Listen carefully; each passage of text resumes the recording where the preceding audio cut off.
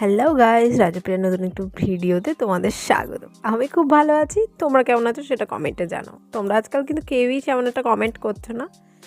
তো আমি প্রথমেও বলেছি, এখনও বলছি, কিভাবে তোমরা বাচ্চাদের সবজি খাওয়াবে, কারণ বাচ্চারা একদম কোনো সবজি খেতে চায় না। তো দেখতেই পাচ্ছ আমি এখানে গাজর, বিনস, ক্যাপসিকাম, টমেটো আর পেঁয়াজ আর একটুখানি রসুন একসঙ্গে ভেজে নিলাম ভালো করে, একটু ঢেকে ভাজলাম সেদ্ধ হয় যেন। তারপরে একটা ডিম নিয়ে নিয়েছি এদিকে, ডিমটা দিয়ে সুন্দর করে ভেজে একটা আটা গুলে পুর করে নিই। এই আটা গুলে একটা,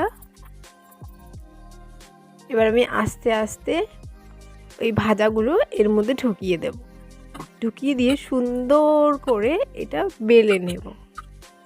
দেখো আমি সবটাই দিয়ে দিয়েছি, মানে তাহলে বেশি টেস্ট হবে, কারণ রুটির আটাটা অল্প থাকবে,